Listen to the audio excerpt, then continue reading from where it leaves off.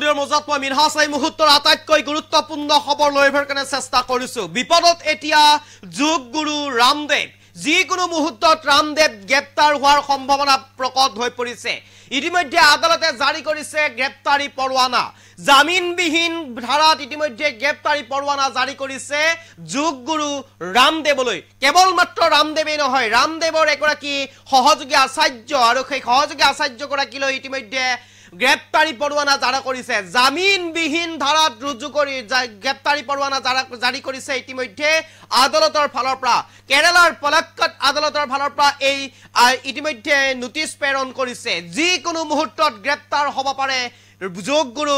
ৰামদেৱ বিপদ আহিছে এতিয়া এটা বিভ্ৰান্তি বিজ্ঞাপন চেষ্টা কৰি প্ৰকাশ কৰিছিল বাতৰি বিজ্ঞাপনত বিভ্ৰান্তিকৰ যি তথ্য সেই তথ্য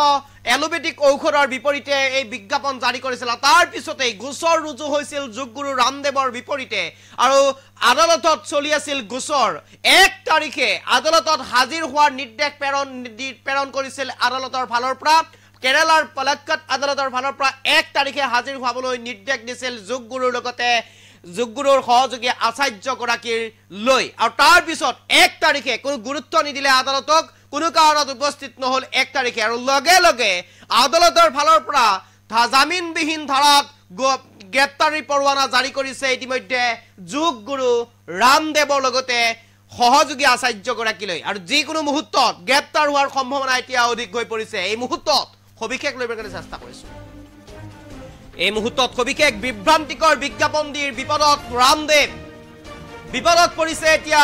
যোগ গুৰু ৰামদেৱ যিকোনো মুহূৰ্তত গ্ৰেপ্তাৰ হ'ব পাৰে ৰামদেৱলৈ বিপদ এতিয়া অনিবাৰ্য ৰামদেৱৰ বিৰুদ্ধে জামিনবিহীন ধাৰাত গ্ৰেপ্তাৰী পৰৱানা জাৰি কৰিছে ৰামদেৱৰ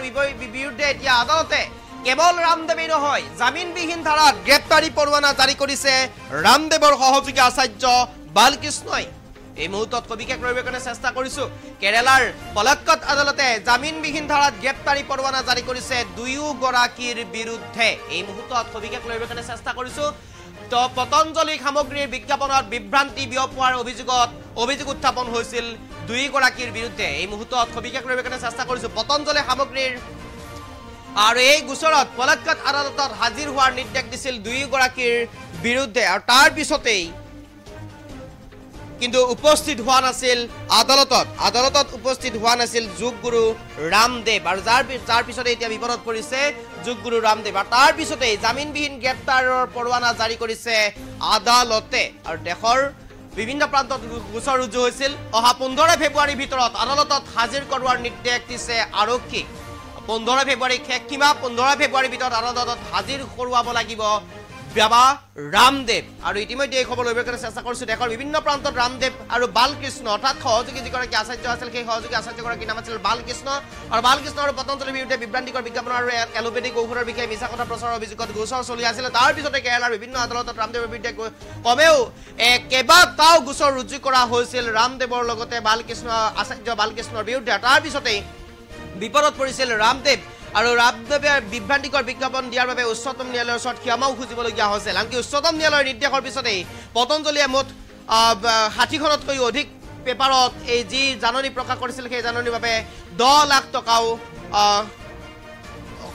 তেওঁ প্ৰদান কৰিব লগা হৈছিল আৰু এই যি গোচৰ চলি আছিল এই গোচৰৰ পিছতেই এক প্ৰকাৰ এতিয়া পুনৰ বিপদত পৰিছে যোগ গুৰু ৰামদেৱ আৰু বিভ্ৰান্তিকৰ বিজ্ঞাপনৰ গোচৰত বিপদত পৰিছে এতিয়া যোগ গুৰু ৰামদেৱ আৰু লগতে যোগ গুৰুৰ যিগৰাকী সহযোগী আচাৰ্য বালকৃষ্ণ সেই সহযোগী আচাৰ্য বালকৃষ্ণ এতিয়া বিপদত পৰিছে পতঞ্জলি ঔষধৰ বিজ্ঞাপনৰ বিভ্ৰান্তি বিয়পাই দিছিল এইগৰাকী যোগ গুৰু ৰামদেৱ আৰু কেৰালাৰ পলক্কট আদালতত চলি আছিল গোচৰ আৰু 1 তাৰিখে অৰ্থাৎ 1 ফেব্ৰুৱাৰীত আদালতৰ সন্মুখত হাজিৰ হ'বলৈ নিৰ্দেশ দিছিল আদালতে কিন্তু সেই আদালতৰ নিৰ্দেশক অমান্য কৰিছিল আওকাণ কৰিছিল যোগ গুৰু ৰামদেৱৰ লগতে আচাৰ্য বালকৃষ্ণই আৰু তাৰ পিছতেই আজিৰ দিনটোত এতিয়া যোগ গুৰু ৰামদেৱৰ লগতে বালকৃষ্ণ আচাৰ্যলৈ জামিনবিহীন ধাৰাত গোচৰ ৰুজু কৰিছে জামিনবিহীন ধাৰাত গ্ৰেপ্তাৰী পৰৱানা জাৰি কৰিছে ৰামদেৱলৈ আৰু যিকোনো মুহূৰ্তত গ্ৰেপ্তাৰ হোৱাৰ সম্ভাৱনা এতিয়া যোগ গুৰু ৰামদেৱৰ লগতে সহযোগী আচাৰ্য বালকৃষ্ণ এই মুহূৰ্তত সবিশেষ